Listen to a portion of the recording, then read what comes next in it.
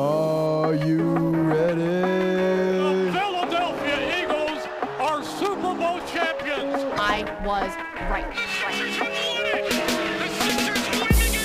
Let's go! I'm the best.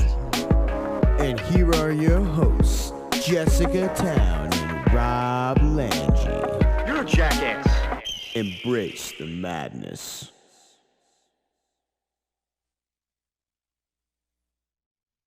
Wednesday, everybody in the Philadelphia sports world. The madness is back. We know you were devastated last week by not getting a brand new episode of these two wonderful faces here on the madness.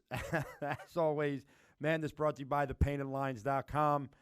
We're here down in Wilmington, Delaware at DETV. Our man Dennis helping us out, producing the show for us here today.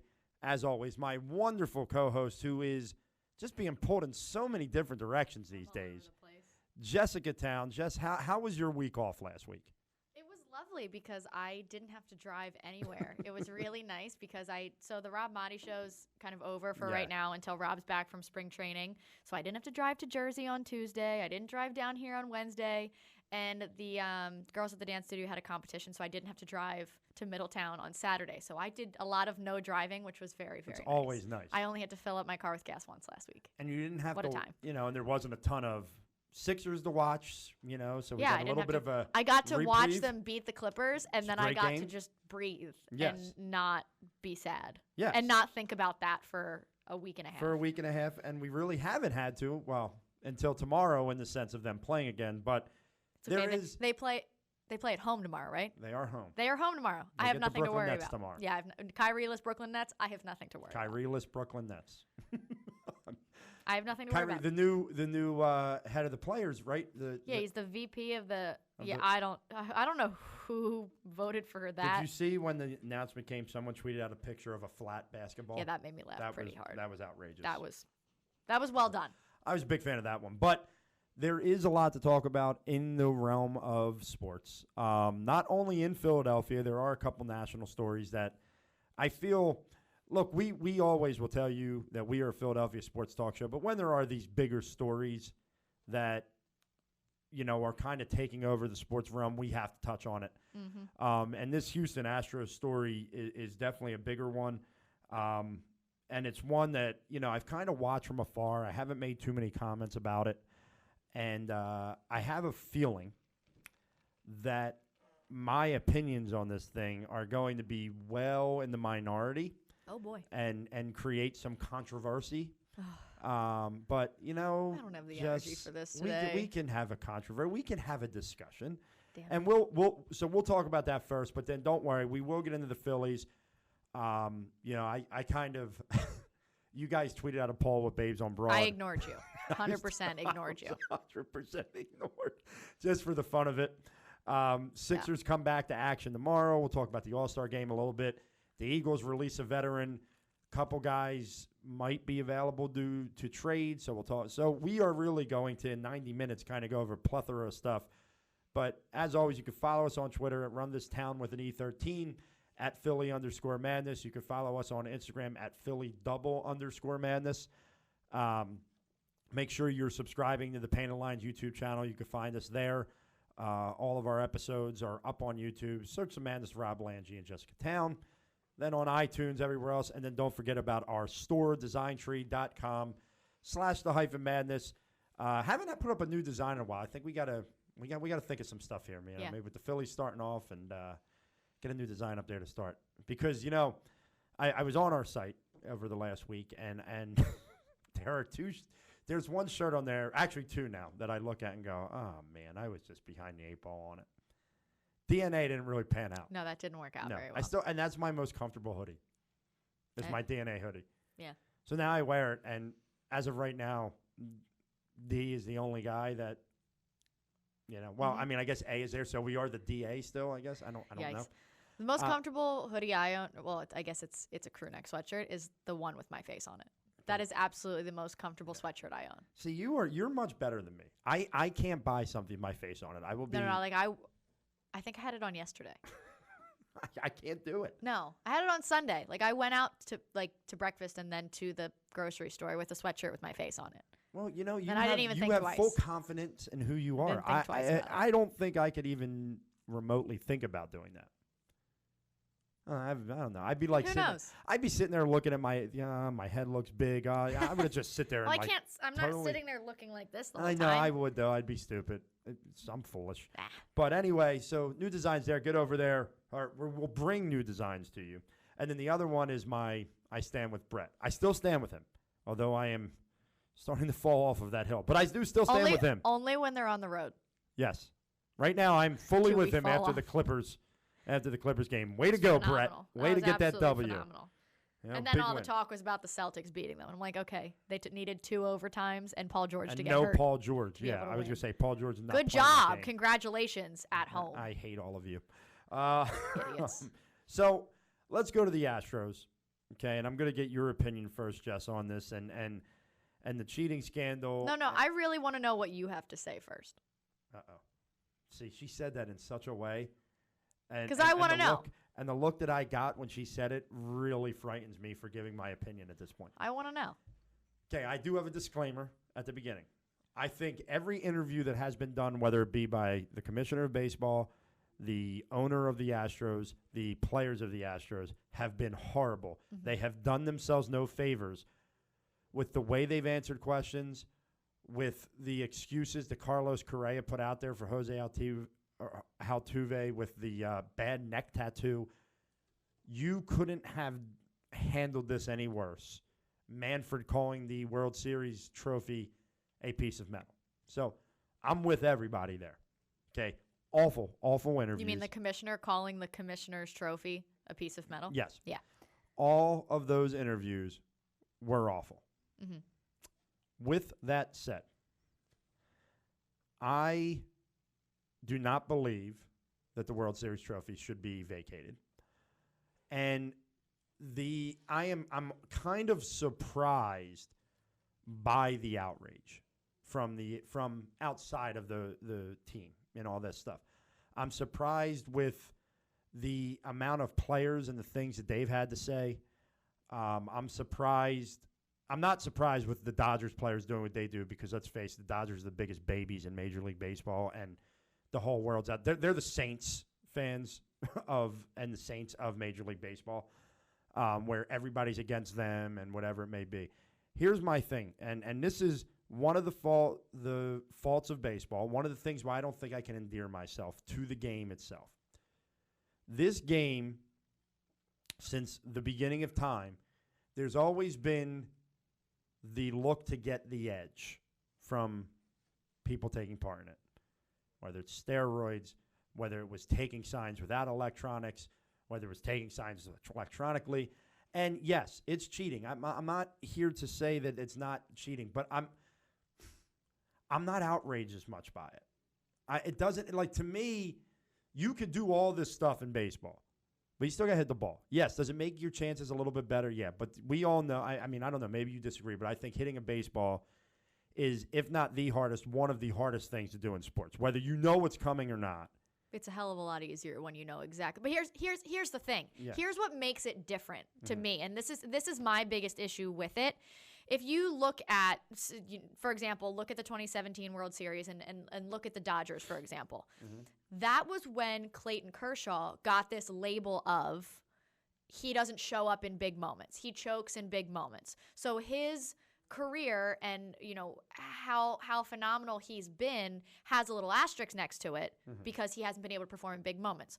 So if you take a look at some of the guys who are considered the upper echelon of the pitchers in the league right now, those are the guys who they're going to hit their spots almost every single time. Mm-hmm. So if you know exactly what's being called and what pitch is coming your way, when you're facing a guy like a Clayton Kershaw, you know that pitch is going to be right there. It's some of the lower tier pitchers that might not hit those spots as often, so then it's a little bit different. So what it does is it implicates what Clayton Kershaw's career has been defined as. But then it's also things like, say some guy does come up, for example, from the minors. This is something that I've heard several people say, and I absolutely agree. Someone who comes up from the minors to get their shot, and for some reason they end up playing the Houston Astros in Houston. Now, I will also say this. I have not continued to talk to anybody about this, but I have my cousins on my mom's side of the family. We have a couple baseball players, and he was in the Pirates organization for a while, one of my cousins, but his cousin on the opposite side of his family, so our moms are related, so his cousins on his dad's side was a minor league pitcher for the New York Yankees, and he made his first MLB appearance in Houston. And he did okay. Wasn't great. Wasn't great. And we look back on it now, and it's like, now what? And so he was with the Yankees. He cruised through the minors, moved up multiple times a year. He cruised right through. He was a very, very late round draft pick, and he cruised right through.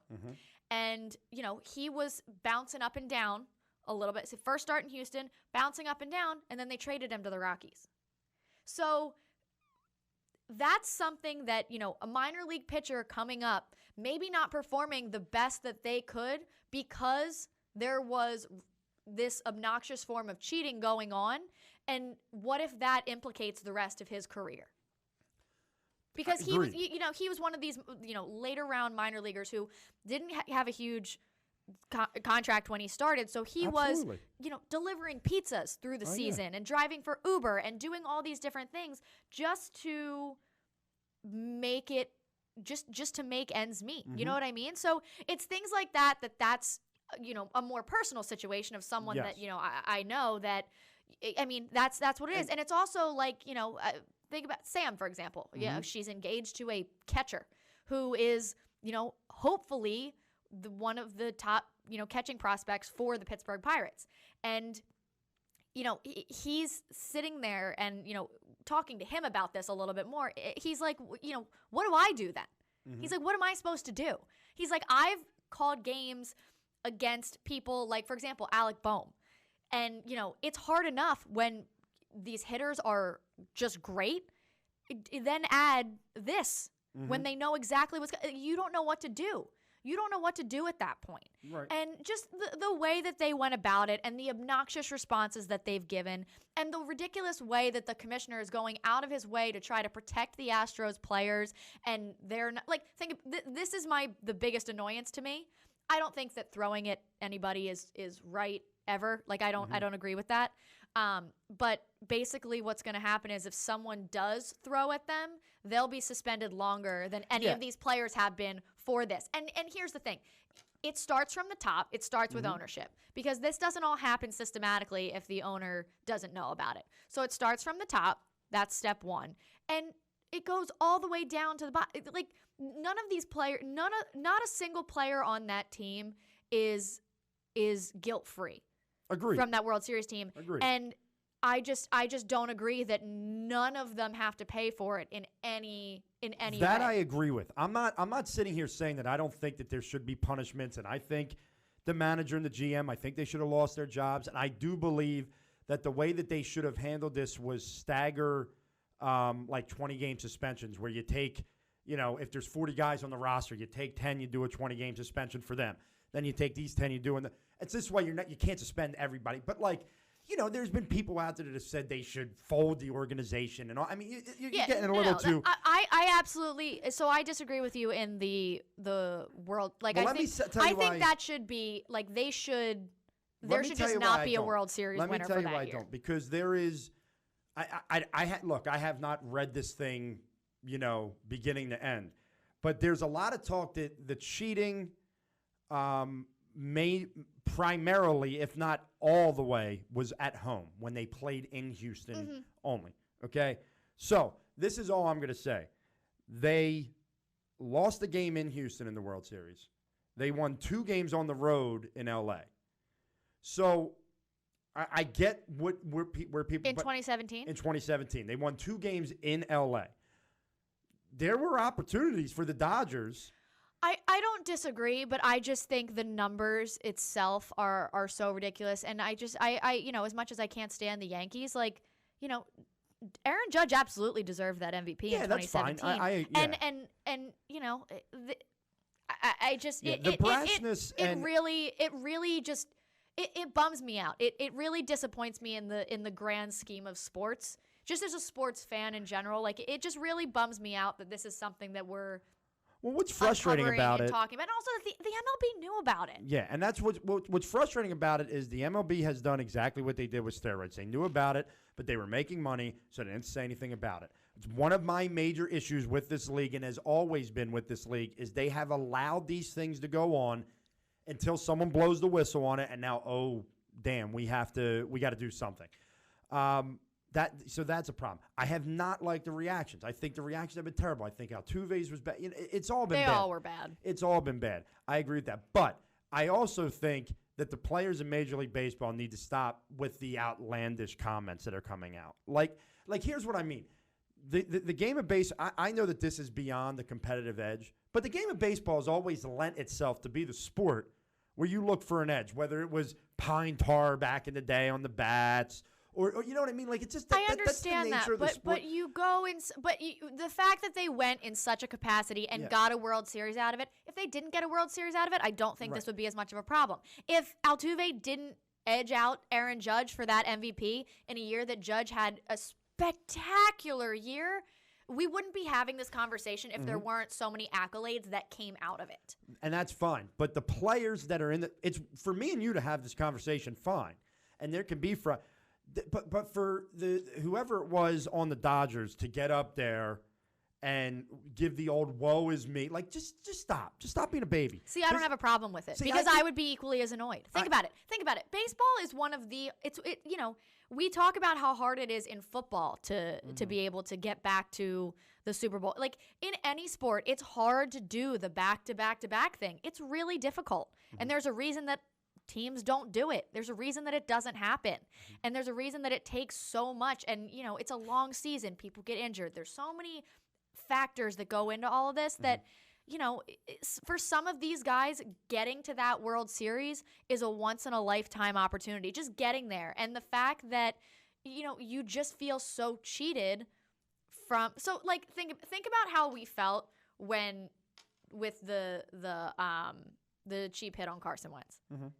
Like, but, we still had a Super Bowl, and we're able to move on, and, okay, we get, next year. But, like, that's how they feel. And such, like, an extra – I can't imagine what they're feeling. When the Eagles lost the Super Bowl to New England Patriots, okay, back in 2004, and then Spygate came out after that, I never firmly felt like, oh, they cheated us, because to me, the Patriots beat them. And here's I guess my. But we also watched. We also watched McNabb But who's to just say fall Houston? apart. Who's to say Houston doesn't? Here's the deal: Houston wasn't a bad team. They were a good baseball team. They were like 18 games over 500 on the road that year too. So who's to say they're not going to beat the Dodgers? So for the Dodgers to say, that's our World Series is no, I agree with. I don't think it's their World Series, and I'm not saying that they need to strip the Astros of the World Series title and hand it to the Dodgers. But I don't think they should be recognized as the 2017 World Series champions, and I don't think Altuve should be able to keep that MVP title in his career list of things he accomplished. Then I would say that, and I guess that's just how I feel. I guess I'm playing devil's advocate here when I say, well, then the '93 Phillies should be stripped of the NL championship. Because every one of those guys was on steroids, looking for a competitive edge that made you hit the ball a lot harder. No, absolutely. But then and you go back to like Barry Bonds' record. Exactly. Yeah, that's what I mean. You go back to all this stuff. So if you start that precedent here, you got to go back and then start removing. So do you want to do that? I mean. I don't, or like, I think just like, they can't just be outright World Series champions or the outright MVP or the outright home runs leader without a little asterisk next to it in the record books. But like I said, like to me, the asterisk, I don't agree that the trophy is just a hunk of metal, but I do agree that an asterisk is just a mark on a piece of paper. Sure. Like everyone's going to, it's kind of like I hate when in college football, like when they say, "Oh, they're vacating their entire season when they went, 9-0." You could tell me that all you want. But It's in like my eyes, taking, I watched it. They went 9-0. Like when Reggie Bush. That's what I was just gonna say. Yeah. Taking Reggie Bush's Heisman away from him. Reggie Bush was the Heisman. You could say whatever you want for whatever reason you want. I watch with my eyes Reggie Bush dominate college football. He's the Heisman. But you trophy. all, but And that wasn't also- a competitive edge situation. But either. also stupid. part of it is like you go back and you take that away from Reggie Bush. But did Reggie Bush really do anything? No. Or for example, or when they wouldn't let Penn State couldn't make a bowl game for however many years it was. Those kids had nothing to do with that situation. Right. These players had everything to do. Well, I think they with should have been that. suspended. These I players want to needed to continue be to say that. like the players should have been suspended. Without a doubt, 100%. And the organization should have been penalized, whether it be in draft picks or postseason Well, I think they eligibility. Got, draft picks, they got hit. I think they Did got they? hit draft picks. But they I don't remember what. Someone called and said they should force the owner to sell. That's a lot more tricky of a subject. Like Donald Sterling in the NBA, that was a different situation. Yeah, his entire just a little. His entire organization basically Turned on said, him? "We're not going to play for you." Yeah, no, that was bad. That was a little different. That was pretty bad. But you can't force this guy to sell the Astros. It's just that it's I not. just it's not economical. I just think firing the GM and firing the manager. I agree. That's It was not weak. Very punishment. I mean, because the organization as a whole needs to pay for what I happened. tell you what, I would have said, "Hey, you suspend the players, great." But then like I said, to me, I wouldn't have him take away the World Series. But I think that the players should have been suspended. I'm with you on that. Truthfully, maybe I'd feel differently about If they the World Series. suspended the players. There hasn't been enough done. There's been no consequences for the Astros. And you are There's been no setting it up. consequences at all. Well, you are, and it's funny. And this is what someone said. They're like, I Except don't know. for the if they're- Mets don't have a manager, and they're just being the Mets. I Like don't know. that's what we've got. But they said, and it sets up for this. And someone said they don't think Rob Manfred is smart enough to think this way, but I do think he is because he's a businessman. Okay, by not suspending them, what you've created is what some would call the male soap opera now. Houston Astros are going to be must-see TV because you want to see how the other teams respond to them. You want to see how the Astros play without the cheating. Are they still a good team? Are they not?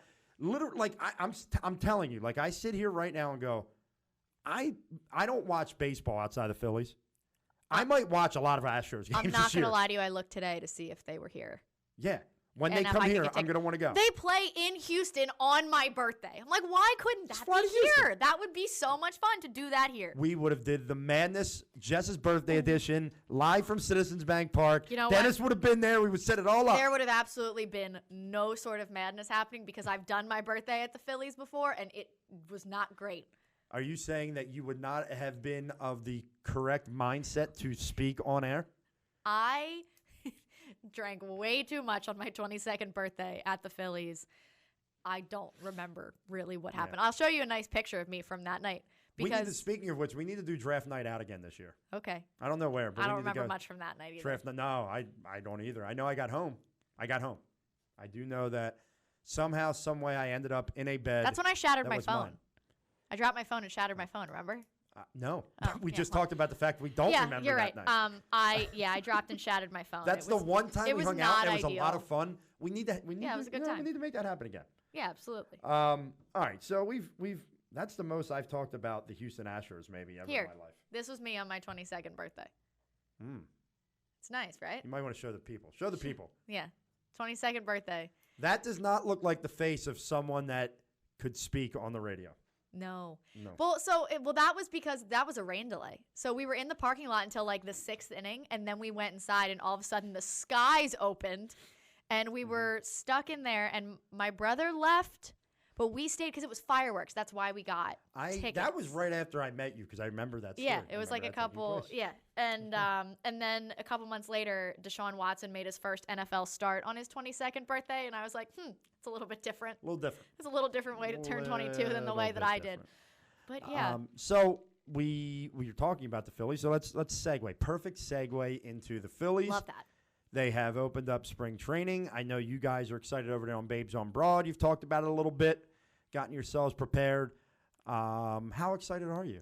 I'm pretty excited just because there are a couple different things I'm excited for. I guess last year it was like a couple weeks into spring training that Bryce Harper signed with the Phillies. So it wasn't.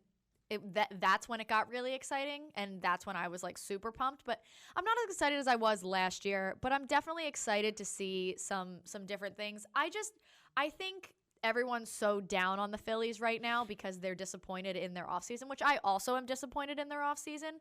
But there are a couple things to look at that if some things go right, they're not as like terrible as everyone's making them out to be. If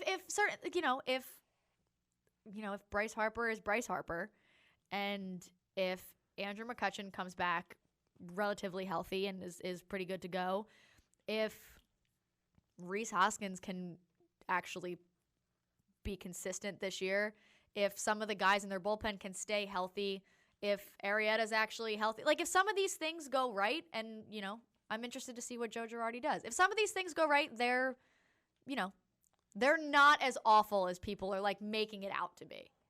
So for me, it's not a matter of are they awful or are they not awful. For me, it's exactly what you said. You listed 6 ifs. Yeah. Oh, there are a lot of ifs. I didn't want to see the 6 ifs this year, and I think here's the problem. First of all, okay, because of the past 3 sports seasons in Philadelphia, going back to last year's Phillies, followed by the Sixers and Eagles. Okay, I am done with expectations for a while. I have been scorned. I am a scorned lover right now, and I have learned my lesson. It took me 3 girlfriends in the sports world to learn my lesson not to get excited about anything. But here's my problem. You consistently are giving the fan base, us included, mixed messages. Are you going to go over the luxury tax or not? Oh, no, I don't listen to them. They're completely irrelevant to me. But I'm even talking Middleton at this point. No. Anybody that doesn't set foot on the diamond every day, they're completely irrelevant to me. So here's I don't listen to anything they say. I love Joe Girardi being the manager of the Philadelphia Phillies. And I am excited to see what a guy like Girardi, who's got a feel for the game, maybe a little bit more than, more than Kapler, does when things aren't going right, or if a guy's pitching well, not pulling them because they're at an analytical pitch count. I know he has analytics and all that, but he also has a feel for the game. I am happy that Zach Wheeler's here. I'm not overly that wasn't the big guy I would have liked to have seen him maybe get, from the standpoint that since his Tommy John surgery, he's averaged 9 wins a season. Not saying that he's not an upgrade, because let's face it, we might have been able to find a guy out here on the street that would have been an upgrade over what they were throwing last year. Right. But to me, if he was your number 3, I'd probably be very happy. And he's probably legitimate. He's probably going to be fine. After that, this is my issue. The ifs in the starting rotation for the second straight year. If Jake Arrieta gets back to himself, if the back end guys become who we thought that they were going to be, okay, then this, be honest with you, made me more mad than anything. They did not add one proven arm to the bullpen from outside the organization. Right. You bring in a couple of these minor league contracts, but if you were serious about improving yourself and all, one of the 2 guys, they were both first name were Will. The 2 relievers, Will, and I can't think, and one went, I think, to Atlanta. I forget where they went. You needed to add a reliever. And to me, you are now asking a lot from a lot of guys that are really not proven. I mean, I guess Tommy Hunter, I don't really know. I didn't want to see the Phillies go into spring training with this many questions. I hate the fact that you don't know who's playing third base. I hate it. I know that we know it's either going to be Segura or Kingery, but we don't know who it's going to be. And I think wanted it's this going to end up being Gene Segura. Yeah, and I wanted this to be the year where Scott Kingery was your second baseman. But I'm not all getting tingly because of Gene Segura at third base. I don't know how good of a third baseman he's going to be. Right. And I want that position locked down at some point. And I know Alec Baum, but you know me and prospects. I understand that, but they just they don't have anything else at this point. Yeah, it's just I think that they're just questionable moves. Really, I think has got me to the point. And the other problem is this division is good. This division is very good. Obviously, Atlanta and Washington, and the Mets have improved. And then the Marlins. The Mets don't even have a manager. The Mets are completely irrelevant to me. The Marlins are completely irrelevant except for when we go down there to open up the season and we lose 3 or 4 because the Phillies. Our Philadelphia teams don't win in Miami. We know that now. We do not win in the state of Florida or in the city of Miami. I actually have a much different thought about that because I think we're going to get a much different kind of demeanor from this team with the coaching change. Well, and that's the thing. But also they've got a new pitching coach in here too. I'm interested to see guys that are not Clentac guys, what they can actually, like with my arms crossed, frowning. Like I'm gonna go into it, excited. I'm gonna watch. I'm gonna have my TV on, working from home probably the day of opening day because I work from home on Thursdays. Like I'm gonna make sure that I watch it. I'm gonna watch as many games as I can. I'm going to do the same thing I did last year. It's not over till it's over. You never know. It's a long season. Would have liked a better backup catcher, too. I'm over Andrew Knapp. I'm over him. Listen, at least Sean Rodriguez isn't on the roster. Is that not enough to just be excited about? I'm just happy he's not here. Okay? I'm just Where did he go? Did he go with Gabe? No. Somebody else signed him. See, I'm kind of looking at Todd Zalecki's what he thinks could be the projected roster, just to get a feel for things. I think the bench is not in a terrible position, but I like Jay Bruce obviously as a power bat off the bench, but Roman Quinn, is this guy going to turn into something? Nick Williams really rubbed me the wrong way with his attitude. I'm hoping a guy like Joe Girardi can get.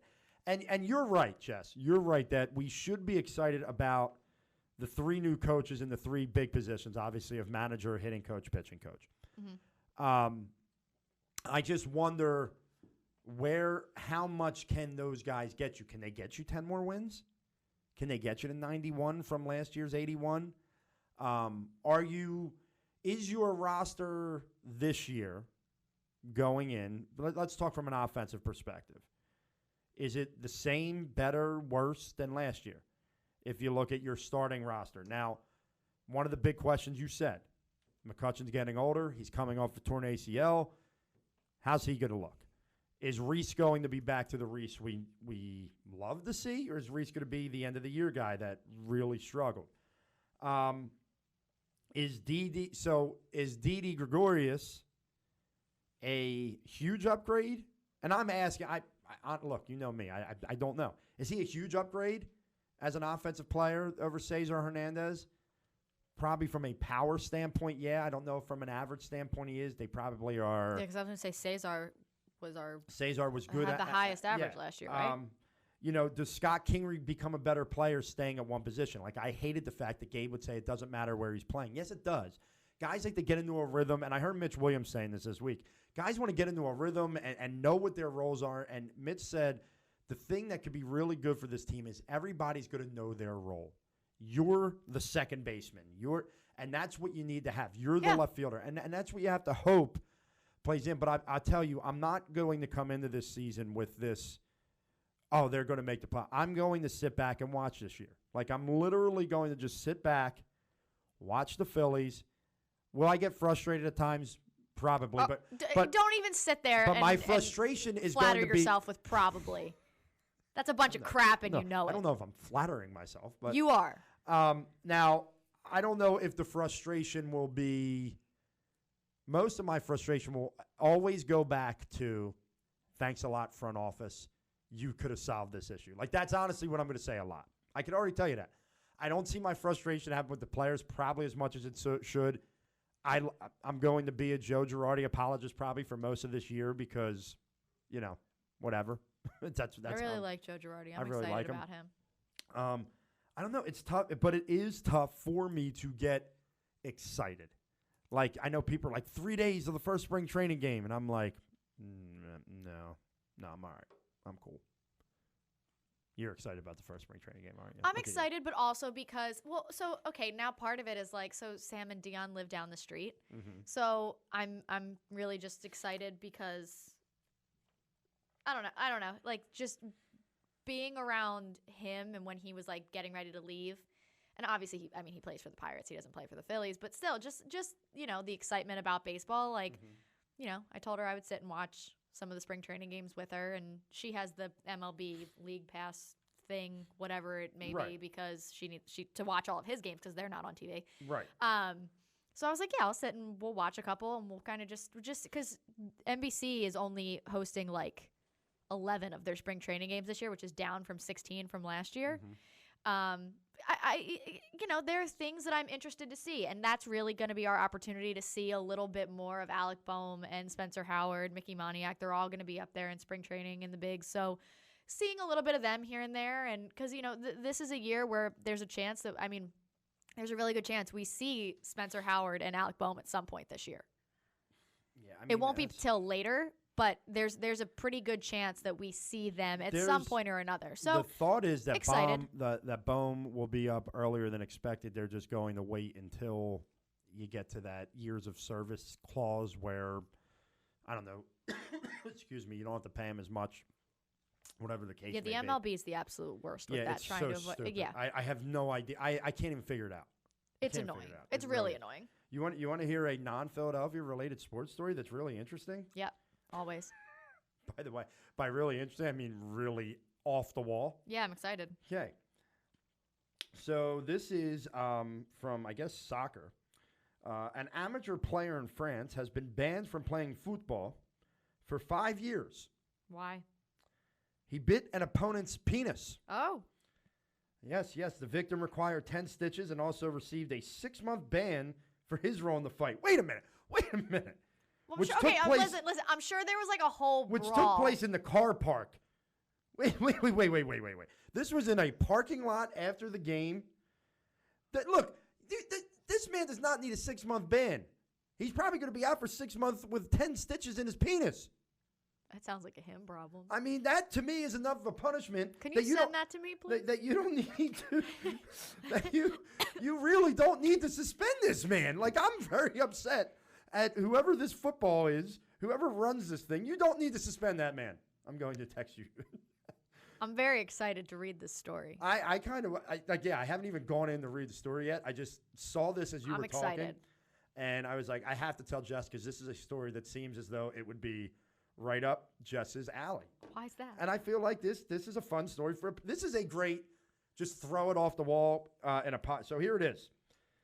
During an altercation after the match, the attack occurred on November 17th after the 1-1 draw between Turville and Sautrich in northeast France, with the victim requiring 10 stitches. I am in pain reading this story. A player from either side started a fight in the car park when a second member of the team stepped in to break things up. Oh, so it was the it was the peacemaker that and he's getting that suspended? got bit. It was the peacemaker that got bitten. See, that's the terrible. victim was also suspended for 6 months for his role in the fight. Wait a minute, did you suspend the man who was bitten and trying to break up the fight? That's messed up. Stupid France. But the Houston Astros cheat their way to a damn World Series title, and they don't get suspended at all. Yes, this guy requires 10 stitches. The 5-year ban is what that man did biting the penis is way worse than the cheating that the Houston Astros I'm saying the guy who was the peacemaker got suspended for 6 games, and the Houston Astros 6 months. 6 months. Games. I'm sorry, what did I say? 6 games. Oh yeah, no, 6 months of games, and the Astros cheat their way to a World Series title and nothing. That's my point. There is some really weird news out there, man. I love strange news. You scroll on through Twitter, right? So, like, that story pops up. Then there's a story about Steven Spielberg's daughter. She's apparently going to be a porn star. Lovely. Man, people just post the weirdest things ever. What is this? Steve Aoki post-game concert, Saturday, May 16th, Phillies. This guy's performing. It's Steve Aoki. I don't know him. Steve Aoki is? He's a DJ. Maybe I would know his name, just not him. I'm old, remember? I guess. You're still young. Yeah, but like sometimes we have these conversations and like you make yourself sound a lot older than you actually are. You're not that much older than I am, and you constantly make yourself sound like you are. I'm trying to help you. No, because now I have to prove my point. Year you were born? Just give me a year you were born. 95. 95. So in 1995, I believe. No, you're right. I was only in like 5th or 6th grade. I was still a young buck. Like you're not. I was still a young buck. You're not that much older than I am. Well, I mean, what years graduate high school? 2013. 2013. I was married in 2013. So that one, that makes you feel a little older. Not really. Yeah. I had been out of college for 7 years. That's not that bad, though. I was 7 years out of college. But Whatever. I'm not trying that old. I'm trying to help you sound less old, I and felt, you're really I just... felt super young and hip watching the Oscars a couple weeks ago. Well, here's your first problem, saying you're hip. That's the problem. When Eminem came out, and I was so excited, and then like all the old people in the room were like, "Who's this guy?" Like Martin Scorsese, they should have never shown Martin Scorsese Sleeping, because that was hilarious. when Eminem started performing. Like I've never seen someone look more unenthused than Martin Scorsese did, even though I thought it was the greatest moment of the Oscars. That was pretty funny. Just saying. Was it totally random? Yeah. Why they thought that this was the time to have Eminem perform? He won Song of the Year. He won it was like what, 17 years ago? It was Whenever- 2003. yeah, It and was 17 years ago. He apparently didn't go. They asked him to go, and he didn't go. He wouldn't do it. But Because but he was a you weirdo. go the next year, not 17 years It was later. but it actually was awesome though. I loved it. Just saying. Okay. I did not watch. What was I watching? What else was on? I didn't watch the whole thing. I don't think. I don't know. Something else was on. I I don't remember what. What day All was right. he on? There. You know what? I think we. Did the Sixers play that day? I don't know. I think they It was might a have. long time ago. You're asking too many questions of me. Sorry. So we will talk more Phillies as we get closer. We got to try and get some of our Philly brethren on as guests. Some beat writers, some guys we know. See if we could work our magic to get some Philly brethren on. All-Star game, NBA. Can we start with the national anthem? Yeah, all right. Let me be honest with you, okay? I'm a curmudgeon. I don't know why I picked up my hat like I was going to throw it. But I'm an anti-All-Star game guy. So I did not start watching the All-Star game. I was watching something, and I ended up tuning in for the second half, which obviously was like the coolest So you part. didn't see that national anthem, is what you're telling me. I've seen a snippet on Twitter of Shaka Khan. Is that who it Yep, was? it was Shaka. It was Shaka, and She apparently did she not- shocked the world, huh? She, I like Shaka Khan. My parents' first dance at their wedding was through the fire. And she came out and I was like, oh, okay. And then I was like, whoa. So I'm the opposite as you because when we were in college, so the All-Star game is always Valentine's weekend. And when we were in college, obviously Joe and I were far apart, so Valentine's weekend was always a visit one way or the other.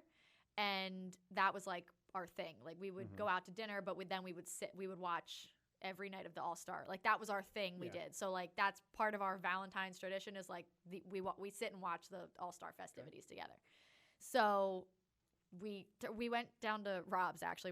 So all of our friends are there. We turn it on and we all were just like like jaw on the floor. And then I saw a tweet that said Fergie walked so Shaka Khan could run, and I was like, we have to just turn this off now. Like, we can't even. It was the longest national anthem ever. It went on forever. It was heard. Oh my god. And then, so after that, I don't remember if it You was are before. so. I don't remember if it was before or after that. that Jennifer Hudson and Common did really, really great. I heard they had a tributes for cool thing. They were great. Then they did the introductions, and I would like to know if a 4-year-old wrote the slam poetry that Common read introducing every single player. That was ridiculous. Was it bad? It was like not great. Okay. Because let me just I love say this Common. again. I do too. He did a phenomenal job. Except for when he with the screwed up the Kobe dunk contest. He did a phenomenal job with the Kobe tribute. It was wonderful. But he introduced every player with like just 2 lines of a rhyme, and then it was from the whatever team, whoever. And you have to find some of these and just go back, because some of them were just really bad. I will have to. I got to pull this up. But Do you think they're on YouTube? it has to be. Oh, I mean, that's he not good. managed to rhyme something with Antetokounmpo, which, like, that deserves a That lot was of one credit. of the tweets that I Anyway. saw was someone saying, Common trying to figure out a word to rhyme with Antetokounmpo or whatever. You can't even say it. No, so I'm not going to But run anyway, it. so that was interesting, and it also took forever. But when it got to the game, it started out as a dunk contest. There were 49 dunks in the first 3 quarters. 13 minutes? I'm telling Oh, you, no. this was. I'm just the introductions for the team were 6 minutes and 19 seconds. All right. Yes. I'm going to listen to that Yeah, later. watch it later. Yes. But there were 49 dunks in the first 3 quarters and only 1 in the fourth quarter. Well, that's what I wanted That to fourth quarter was super competitive. So first of all, Saturday night I tuned in. I literally got home because we did our Valentine's Day thing on Saturday night. So did we. And with us, when you have 3 Which kids, is 100% side chick Valentine's Day, by the way, and we're going to talk about that during This Is Madness. that's a real thing. No, but at the Okay. restaurant we were at, it definitely was. Oh, interesting. Interesting. Can't wait to hear that one. It's hilarious. So by the time we got home, the dunk contest was just getting ready to start. So then I watched the entire dunk contest, which was one of the better ones I've seen in many years. Yeah, there were a couple good ones. Except Dwight Howard had no business being there. No, but Aaron Gordon and Derek Jones were both phenomenal. Listen, and I know Aaron Gordon got screwed. Aaron Gordon should have lost in regulation when he got a 10 on a dunk that I can't remember which dunk it was because they were all good. But the best thing should have been if it ended in a tie. And D Wade, I don't care. He could tell me until he's blue in the face. He didn't do. They had they had an agreement amongst the judges. Common said it that they were ending this thing in a tie because both guys were great. And then out of nowhere, 1 extra 9 came out for Aaron Gordon. But it was fun. The fourth quarter of that All-Star game was one of the most aggressive and entertaining quarters of any basketball I've really ever watched. Like, the amount of anger in the players on every whistle. It also was showed you who outlandish. actually deserved to be in the All-Star game and who had absolutely no business being on the floor. Donovan Mitchell. Well, that was in the first through third quarter. No, the entire time. There are a couple people in that game that had no business being on an All-Star team. Someone got really upset. Kyle Lowry's one. He took 2 charges in the Kyle first quarter. Lowry is one. Took 2 charges in that fourth quarter. Donovan Mitchell is another. Jokic is another. He had no business. Basically, being everyone there. that's on Jess's all hate team No, did no, not. no. I have no problem. No, I don't. You don't hate Jokic. No, I don't. you I might. just think he's fat and lazy, and for some reason, Joel Embiid gets all the hate. And I don't hate Jokic. He's just fat and lazy. You don't say that about people you like. I didn't say I liked him. I just said I didn't hate him. No business being on an All-Star But team. that fourth quarter was so much fun. And, first of all, the cyborg is ridiculous. He's just so Did you see damn him good. putting the Gatorade bottle? No. Did you not see that? He literally walked up to the podium for the post game presser, and literally there's a bottle of Gatorade sitting there, and he to himself just goes, "I'm not sponsored by Gatorade," and put it down. Did and he I was really? just like, "What is wrong with you?" He's so funny. It was He's the best thing was hilarious. Charles Barkley called him a cyborg, and when they were interviewing him afterwards, and he did not know people call him a cyborg.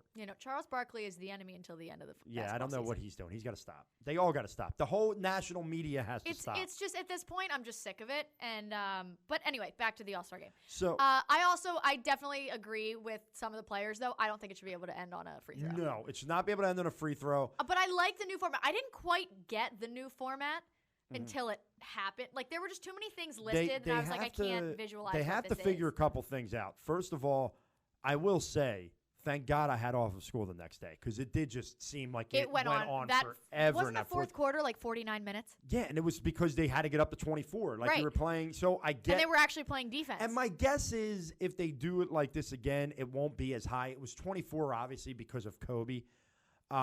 Maybe they make it 20. 15, 20. 20, something. Like the old school pickup rules, right? Yeah. Play to 11, win by 2, or straight to 15. Like something along those lines. But I don't know if they needed to keep resetting the score. Like I thought that was like – they did that, I think, more for the charity, the give out of whoever wins this quarter. Yeah, but I thought that was which was pretty cool. too. Yeah. And I thought it was cool that Team Giannis, they won the first quarter and they won 100,000, or they won the second quarter. I'm sorry, they won 100,000, Yes. and then because LeBron won the first quarter, Giannis won the second quarter, and so they each gave 100. And then the third quarter ended in a tie, so whoever won the fourth quarter got the 200 for the fourth and the 100 from the third. Yes. So LeBron's charity got 400,000 and Giannis has only got 100,000 only. But the team, they came together and so they could donate another $100,000 to their charity afterwards, which I thought was pretty cool. I thought it was it was a great event. Adam Silver is definitely the best commissioner in sports, and he, they got to tinker it, and they will, but it was so much more fun. It got me to the point where I'm like, oh, okay, because I'm not an all-star game guy. Right. Not a Major League Baseball, obviously not the Pro Bowl, hockey, whatever. I would normally just check in on the NBA, but I wouldn't stay with it. But I was really enjoying that. I thought they did a really good job. And to watch Embiid on the floor in crunch time, I kept making the joke in a text message group. I kept going, great. Joel Embiid's going to need 6 weeks off after the amount of the 49 minutes he's putting in. Did you also see?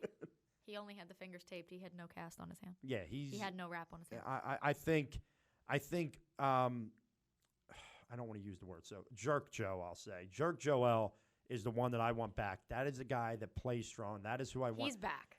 He's back. And I think it's going to be a lot of fun. It was said today because a lot of people thought that Al Horford was only coming off the bench because it was the Clippers. Horford told the media today, as far as he knows, he's coming off the bench for the foreseeable future, which means now who are they going to start? I don't know. I think it should be Matisse Thybulle. I think it should be, but I think their thought process is going to be that he's going to be their defensive spark plug off of the bench. And I honestly wouldn't be surprised if they start one of the guys they traded for in Glenn Robinson. That's fine. I just don't want Furkan starting ever again. No, I don't think they'll start Furkan at this point because I think it goes against what that group can do. Mm-hmm. And you have Richardson back now. I think Furkan was kind of starting when I think, listen, Furkan showed you who he is. He's going to be a guy that comes off the bench that you hope can knock down 3 threes a game. And that's really all you should need to get out of him. Right. That's really all you should need to get out of him. I don't know. I don't know how I feel about this team. I'm not all of a sudden because of one win against the Clippers saying, I'm back, they're going to the finals, all this other stuff. But no, they're definitely still going to the finals. They have an opportunity in front of them with the way that their schedule breaks out to win. So they have 25 games left, I think it is. Something like that. They have an opportunity to go 20-5 in that 25. And I think that gets you, if you were to do that. It's if they can win on the road. Because they have 9 games coming up and 6 of 9. 9 difficult games and 6 of 9 are on the road. Yeah, and I think if you can win 20 of the 25 finishing the season, I think it probably will get you to that 3rd seed. Where are they at right now? 5th. They're at 5th. I think that they can get up to the 3rd. I know you don't want to hear this because you hate this team, and I do, but I think you want to avoid Miami in the first round. Just from a matchup standpoint, I'd rather see them play almost anybody in the first round outside of, say, Toronto, who hopefully they want to match up with, or Miami. I'm okay with anybody else. I really am okay with them playing anybody else. Can they beat Miami? Would I pick them to beat Miami in a 7-game series? Yeah, but I think it's a challenge. It's a major challenge that I'd rather avoid if you can. Yeah, I knew you'd say that. Mm. Yeah, God forbid. It's not scared of anybody. God forbid. Stop it. And they're not scared of anybody either. They're not going to sit here and be no, and they shouldn't be scared of anybody. And it makes for what should be a fun, last quarter of the season here. What do you think they go? What do you mean? Oh, so the Eagles literally just now have made the official announcement. They released Nigel Bradham. Oh. Yeah, we'll have to talk about that. Sorry, that just happened. Finally, it's just become official. Yes. How many wins over the? I think it's 25 right games. Hold on. What is their record right now? I don't know. You're asking the wrong guy. My co-host on this show. They're 33-21. Okay. Yeah, I think 50, 54, 55. So 33. So if they won 20, that would get them to 53 wins. Mm-hmm. I think between 53 and 55 is where they end up. That's where they end up. So you're giving them. So if we look here, and we did this right about this time last year, Jess, where we had a show right after the All-Star break. Mm-hmm. They're home against the Nets, on the road against the Bucks, home against the Hawks, on the road against the Cavs. Let's do it in sets of 5. Or on the road. I can't keep track of all these ready? 5 teams and where they play. All right, here we go. Nets, At home. Win. Win. Bucks on the road. Win. Okay. They have to get one of those. Okay. Hawks at home. Win. Cavaliers at home. Or Win. on the road. Have you seen the Cavaliers? They're a friggin' mess. Win. You want to talk about a you-know-what show. Cleveland. LeBron leaves them, and they fall apart. Yeah. From every which direction. That's It's hilarious every time. Knicks at home. Win. Okay. Then they go out west, and I think this is a tough little swing here. Yeah. You got 2 games in L.A. back-to-back, not on a Sunday and a Tuesday, Clippers-Lakers. And both teams got a little revenge because you beat them up at home. Yeah. I think you could very well lose both of those games. Yeah, but I'm not going to sit here and be like, oh, they're going to lose both. No, you're going to pick them to win all 25 games that I give you. You're not fun at this. Well, here's the thing. Because I know they can. Like, I know they can win all of these games, and then things happen, and they fall apart. I'm like, what are you doing? Like, what are you doing? They will lose to the Clippers. It's a Sunday 3:30 game. I'm going to say that they probably lose both of them. But then I think they win one, lose one. Well, if they do if that, I have to say it, win one, lose one. Okay, if they do that, then I'm telling you they're losing to the Kings. If they win one of those 2 LA games, they're going to lose to the Kings. If they lose both of them, they will beat the Kings. They will beat the Warriors. And I honestly they're think going to beat the Warriors. The Warriors are absolutely awful. And I actually think they could go on a run of beat the Kings, beat the Warriors, then come home for 4. And I think you beat the Pistons, you Pacers, the Wizards, and then you get the Raptors. And I think that they owe the Raptors one. They owe the Raptors one. Then they're on the road against the Hornets, back home against the Hawks. Go to Minnesota to see your boy, Karl Anthony Towns. I'm saying literally who's out there anymore. Isn't he hurt? Who knows? I think he's hurt. Like when Ben choked him out. Probably. That's probably what happened. He's soft as all hell anyway. He's literally useless. I mean, they're useless. There is 20 wins on that schedule. Yeah. They end the year with the Magic Wizards. They get the Rockets at home, which I think you could. All they have to do is literally just play basketball from up here. Yeah. They play basketball from up there, they will beat the Rockets by 50. I hope they go on a run. I hope. Oh, you just snorted. I did. You because totally it's so just funny. snorted. Because I can't understand what the thought process is with the Houston Rockets, but hey. You got Rocco. What are you talking about? They got your boy. They're literally all 5 feet tall. Rocco. They're short by NBA standards. Like, all of them are very, very tiny. I still don't know why they traded Clint Capella. That makes no sense to me. It makes absolutely no sense to me. It's going to be hilarious. Well, we shall see. You never know. Like, I think the Sixers average probably like 4 more inches across the team than the Rockets do. They have to. Someone said, you look at the Sixers bench right now, the top 4 guys, Horford, Matisse. If Robinson was to start, Horford, Matisse, Korkmaz, Burks. That's a starting 5 somewhere.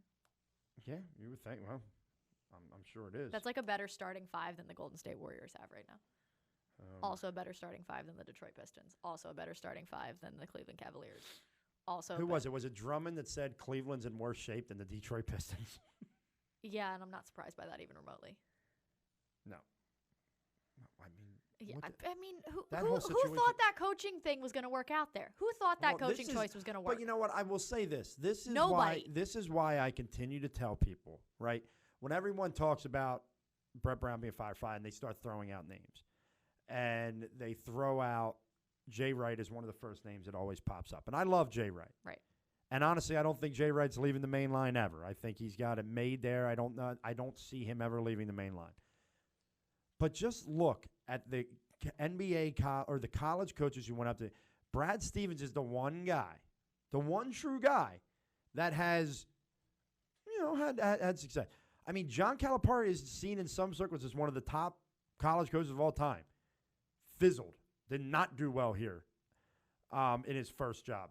Rick Pitino, no.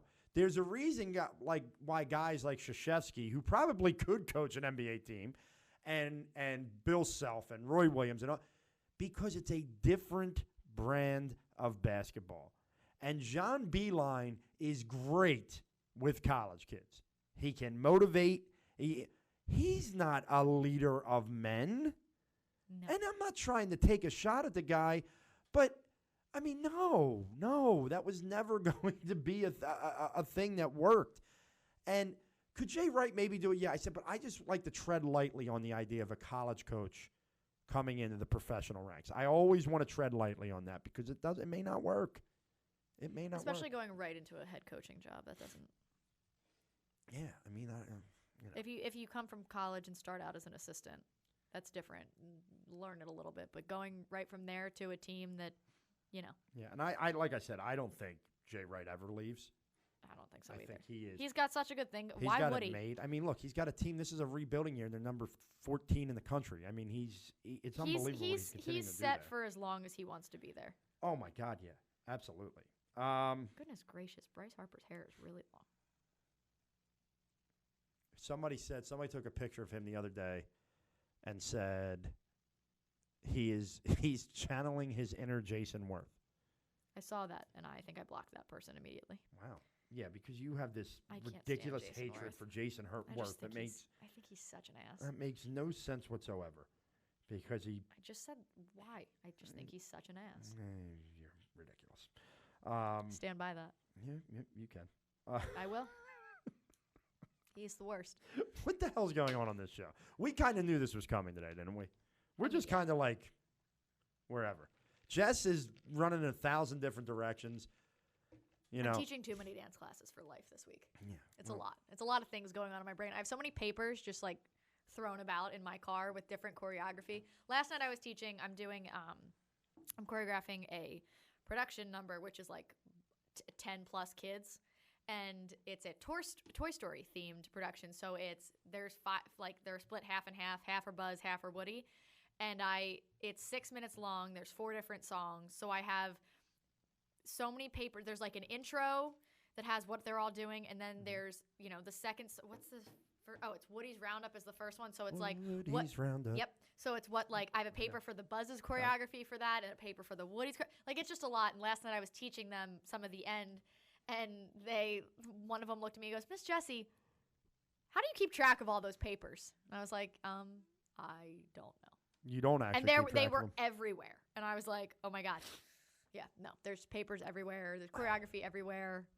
I'm only thinking in dance up here. That's one of the things I'm going to bring up in This Is Madness is the new girls, the obsession of my daughters.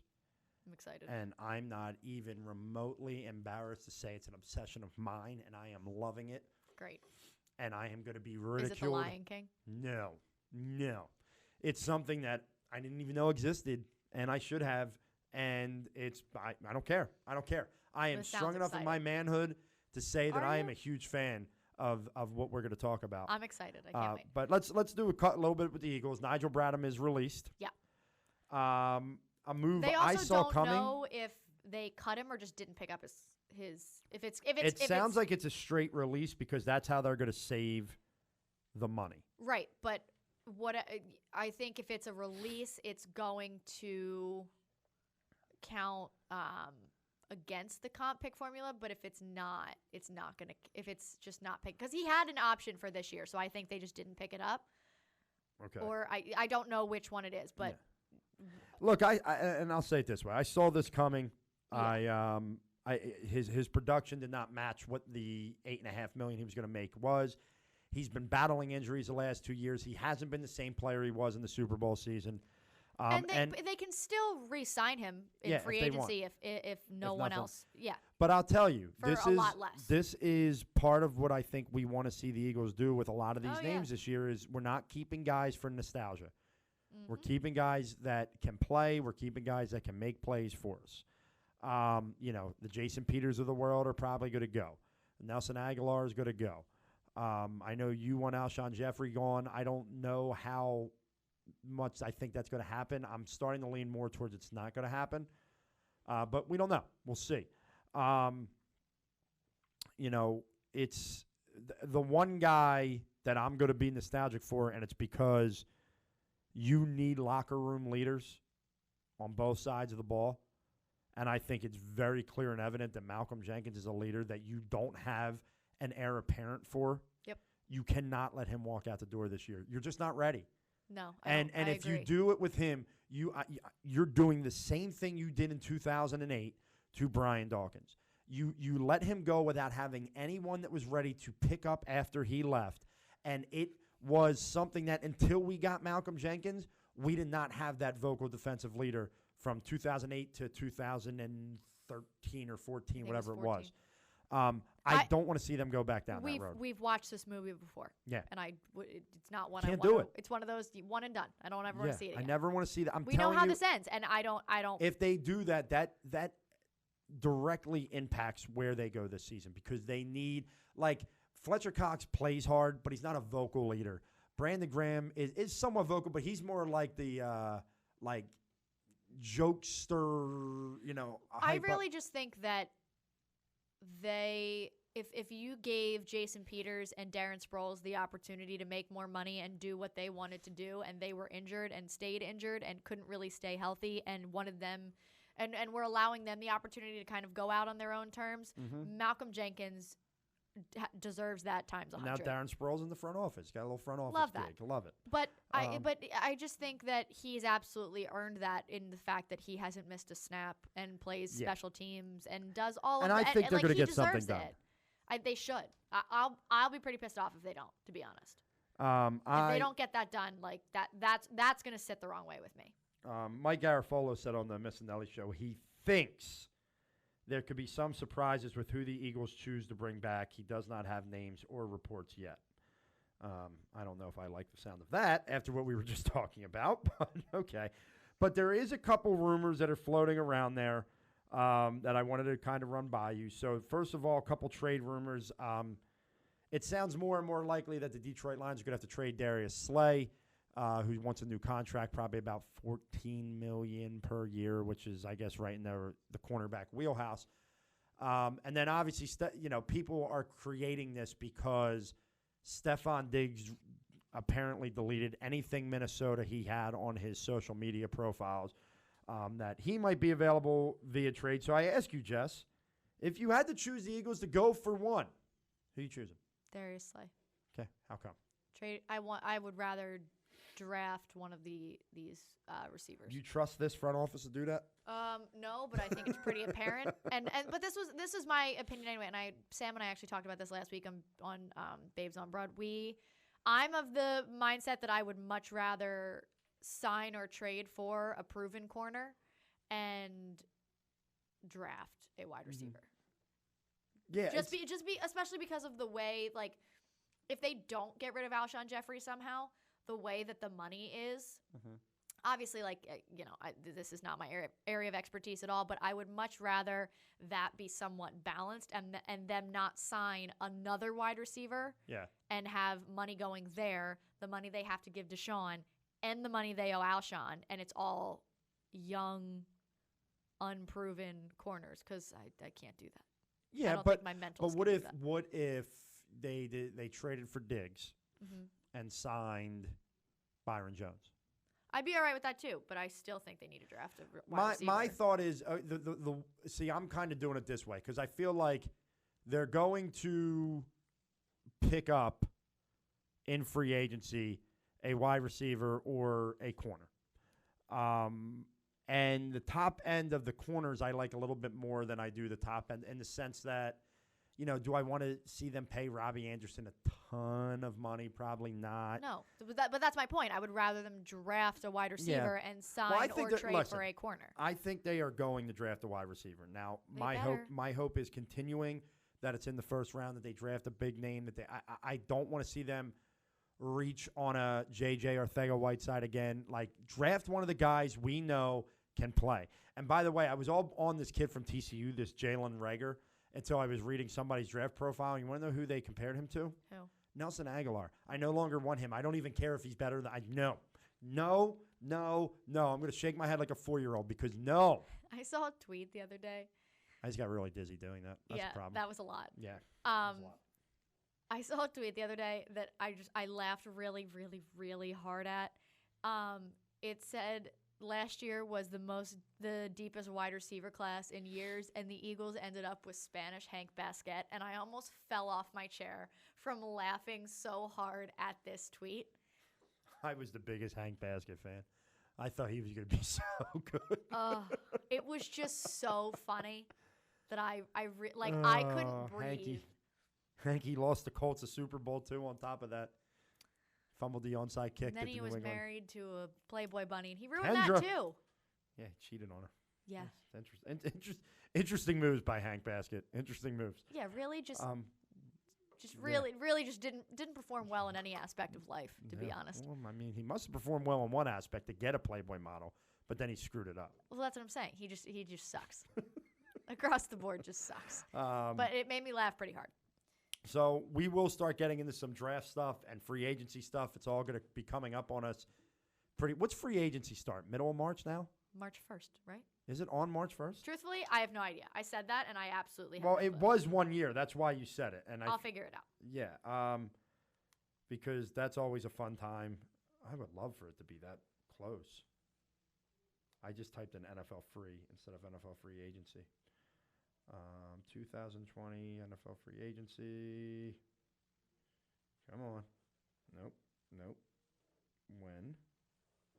They can start talking to them on 4 p.m. Oh, no, this was from March 11th, 2019. March 18th. Damn. Yeah, I got it. See, stupidity. So we got a long time to go for that. So we'll get back into the Eagles. We got some time. But I got to get to your This Is Madness after you were telling me about Side Chick Saturday or Side Chick Valentine's. Oh, my God. So Please tell me. So Joe had a game on the 14th. And also, we, over the last couple of years, have not had the best luck on Valentine's Day. Like, we've gotten into stupid arguments over nothing. So we decided to just go for the 15th this year. Like you guys are married already? Well, we also didn't know where or what time his game was going to be on Friday. We knew he was going to play on Friday, and we knew it was going to be away. So we didn't know how far we were going to have to go or what time it was going to be. And, you know, making Valentine's reservations is so painful that he was like, you know what, we'll just do Saturday. Fine. So we go out, and one of our also favorite things to do, especially on Valentine's Day, is to look at the other couples around and, like, see who's really having a terrible time. Because I remember, so it's funny because years ago, one of our first couple Valentine's days together, we were at a sushi restaurant and we were sitting really close to this couple, and we could like vaguely hear their conversations, but just looking at them and the way they were interacting, it was very obviously like a third date that only happened because it was Valentine's Day, and it was just so funny to listen to and be like, oh my God. Like just watching it happen. I think I'm unbelievable. I think I'm more impressed with you being able to just look at two people talking, going, "That's a third date." Well, because Couldn't we do that heard. one. I don't think I can handle. You can tell the first date. So ready? Nothing So else. we walk into the restaurant, right? One of the first tables we walk by, there's a woman sitting there who looks just livid beyond all reason. And her significant other that she was there with was eating his meal, but had AirPods in. Oh, like, that's not a good date. Like AirPods. That's a so problem. we're like, yo, that's funny. So we That's a sit problem. down, right? And meanwhile, there's so many extra tables in this restaurant because it's Valentine's weekend. We're on top of people. Mm-hmm. So then there's another couple next to us. The guy didn't say one word or smile the entire time we were sitting next to them. She wouldn't stop. He didn't say one word or smile. We were also at Chima, I'm not really sure how you say it. It's the other Brazilian steakhouse that's not Fogo de Chao. Okay. So we were at the other one. So it's an all-you-can-eat Brazilian steakhouse, right? You have a little, What's button. your mic there? You have a little button, and they walk over, and you just slice the meat. Right. So right. I've never been to any of them. Okay, so they walk over. I know the right. premise. So though. you are sitting there, and you have a variety of meats on your plate. There's a salad bar that's pretty useless to go to because you're at an all-you-can-eat Brazilian steakhouse. Why would are you you go? going to eat salad? Right. I don't know why people eat salad anyway, but that's besides the point. Besides the point. These two people, the same couple who he did not say a word or smile. Did you have AirPods in? They had no. This is a different couple. Oh. They both had mountains of salad and like only little bit of meat. So like they would only eat one. Should have just went variety to the Sizzler if there was a Sizzler. So I'm around. like, Just got what the are they salad bar. doing? Then we see another couple walk by. This man is like 70. Okay, he is with someone who looks younger than me. Go get him, in champ. this- Go get him, in champ. this teeny tiny, like skin tight Fashion Nova dress and these sky high heels, right? So Joe and I are like watching this couple at the corner of my eyes, and Joe goes, "Oh my God, that's like sugar daddy to the max." That is awesome. And I'm looking at them, and I'm like, "That's not his wife. That's his girlfriend."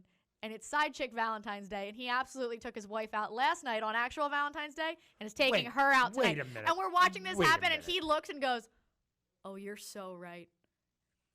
The guy had a ring on his finger. She didn't.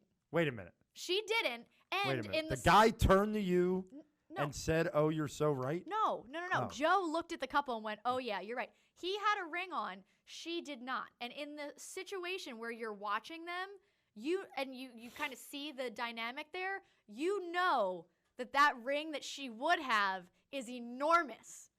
But there was no ring. So we're watching this and we're like, "Oh, yeah. There's no shot. There's no shot."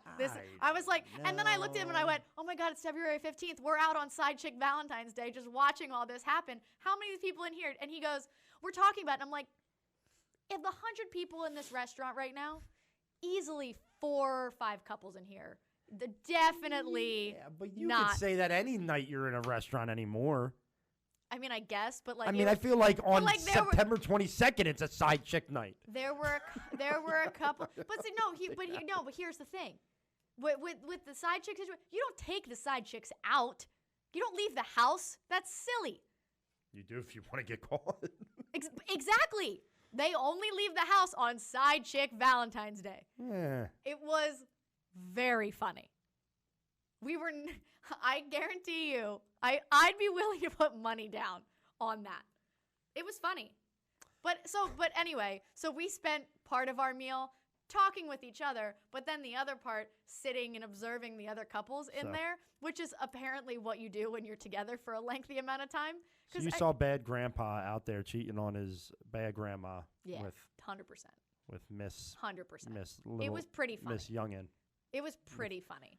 We laughed pretty hard. Interesting. For a while in That's that pretty restaurant. Cool. Very nice. That's my one story. All right, I got 2. One, the heart-shaped pizza at pizza places on Valentine's Day is the biggest scam of all time. I didn't get it. I didn't buy it. But I'm watching them make it, and I'm watching all these people come into the pizza shop to buy this pizza. Now, let me listen to me. Listen to me, okay? I like pizza. Love pizza. Could probably eat pizza every day and not get tired of pizza. Same. But I feel like you are paying for this heart-shaped pizza that is way smaller than any large pizza you're going to get. And you're probably paying about the same price. Because what are you doing? What are you doing? Why do you need a heart-shaped pizza? To be honest. And then the people that posted on the Instagram. I would rather have a bouquet of chicken nuggets than a heart-shaped pizza. But why you got to post it? Oh, look what my baby brought home to me, the heart-shaped pizza. Shut up! Do you want to know what Joe brought home for me on Valentine's Day? What? Nothing. He called me on the phone and goes, wait, no, so it's ready. This is what he did. He calls me on the phone and goes, so I'm on my lunch break. And I said, okay. He goes, I was going to go get you flowers. But I didn't want to just go to the supermarket and get you like Acme flowers. I was going to go to a flower shop and get you flowers. And then I was pulling in and realized I didn't have my wallet. So when I come home later, I won't have flowers. And I was like, yeah, good move, Joe. You let it be known. But I was like, you got to let it be known. Wait, no. I was like, we're celebrating Valentine's Day tomorrow. I have nothing for you. I was like, we're doing this tomorrow. I was not expecting you to come home with anything today. Why did you call me and tell me I was going to get you flowers, but now you're not getting flowers? Because you are the only woman in America that was not expecting their man to come home with something on Valentine's Day. I was just waiting for our Valentine's Day. I knew he would do it the next day. So I wasn't expecting it on the 14th. Yeah, but guys, But then he did. Guys He came cannot home. risk assuming. But on we had Valentine's talked Day. about how we were just moving it to the next day. That's great.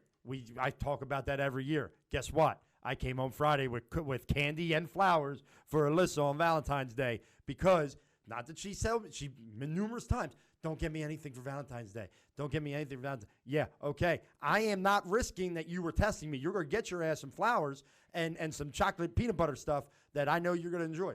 That's And fair. that's what you got. But we're doing it on we're doing our Valentine's Day on Saturday. That is essentially our Valentine's Day completely. That's just us. You could tell me that till you're blue in the face. we are going to make sure that it is okay. And that is not, look, No, he yeah, knows. absolutely. I'm I'm telling with ya. you, we as men in this country, I hate the day. I think Valentine's Day is the dumbest day ever. I think it was created by Hallmark, or exacerbated by Hallmark, I should say. 100%. Because it actually started as just a day, from a saint at some point, whatever. Yeah. But regardless, we are not going to be the one that does not come home with something. I mean, Fair. to be honest with you, I have 2 daughters now that are 4. They got something in the morning from me. And then I brought them candy in the afternoon See, that's because I don't think they were very happy not getting candy from me in the morning. I thought I was buying them something better because it was something they could play with. No, I didn't really get the reaction I wanted. But that's okay. They're 4. They can do that. My mom gave us each a card and a little heart-shaped box of chocolates and a bottle of champagne. Mm-hmm. And Joe she handed it to me on Tuesday when I saw her, and I was like about to open the card. He was like, "What are you doing?" I'm like, "I'm opening the card for my mom." He goes, "It's not Valentine's Day. You can't open that yet." He wouldn't let me open the card until Friday. Well, I was like, "This is annoying." you got to wait. Show some. But yes, he came home with some flowers and patience. a balloon. And I was like, "Oh, Oh, that's so balloon. nice." That's nice. I Look got at him you chocolates guys. that I have eaten. Yeah, He hasn't eaten any. I've eaten them. Alyssa bought me 2. She bought me the Airhead bites, but Those are yummy. with the with the soury stuff on there. Good. Ooh, yeah, Good. those are good. And then she bought me the Oreo candy bar. Have you ever had the Oreo candy bar? I have. It's not bad. It's pretty She bought good. me a bag of fun size. So my daughter, this is a little slick one, Ariana. Listen to this. I'm excited. So so they have their first of all, Valentine's parties at daycare are like Halloween now. They come home yeah. with a massive bag of candy. You're going, what in God's name? So they're all excited. They have the Valentine's Day party on Friday. So I come home and I'm sitting on the ground, and they apparently had eaten candy a lot since they had gotten home. And Alyssa's, no more candy till after dinner. This and real cutely, Ariana comes up to me and she goes, "Dad, would you like a Sour Patch Kid?" And I'm like, "Oh." I said, "That's so sweet, honey. I'll get you a Sour Patch." "Yeah, absolutely. I'll have one." She hands me one and goes, "And then one for me." I'm like, okay. 5 minutes later, "Dad, would you like another Sour Patch Kid?" "Sure, honey. I would love a Sour." "One for me." She was doing it so that she could keep eating them. She wasn't trying to give. She wanted them for herself. This wasn't about you. So later on, she did the same thing. I was like, "No, I don't want one." She's like, "Oh, are you sure?" I was like, "Yeah, I'm sure. I see what you're doing, and I don't like it." How many She's did it slick take one. for you to realize what she was Just the doing? 2. And then I was like, "You slick little girl, you." Sure. I mean, Sure. granted, I really like Sour Patch Kids, so Yeah, I just wanted to 100%. keep eating them.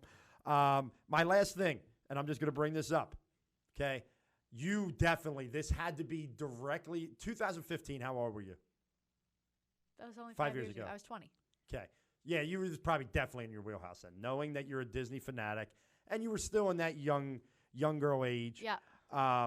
So my girls, were watching all kinds of things. We have Disney Plus, and someone had mentioned, they said, "Oh, there's this cool musical show. They did 3 movies, and they're really good." And I was like, "Oh, that's the one with the young kid that ended up passing away from the seizure." And I was the Descendants, it's called. Oh, yeah. And that Cameron.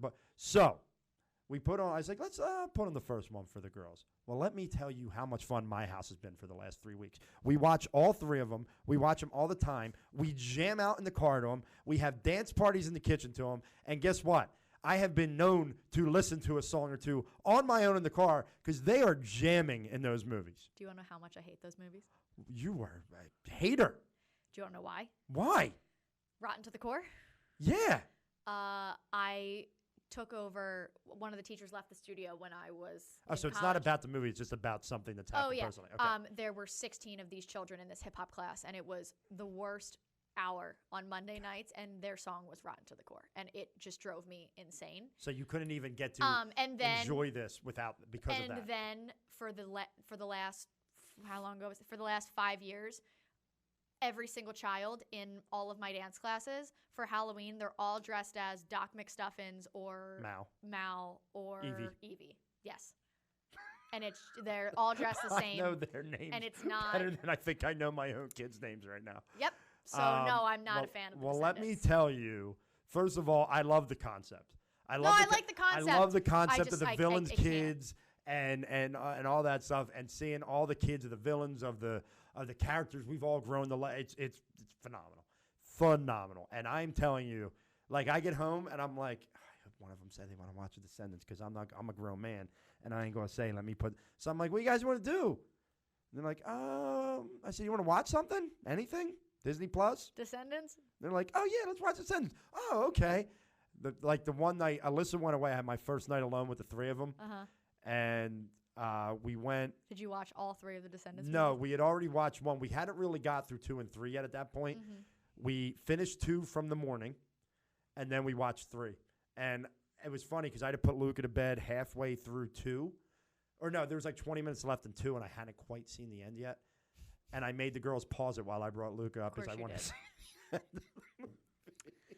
So good. I don't care. I'm a child, and I love Disney movies, and their music is awesome. I support it. I just have. Yes.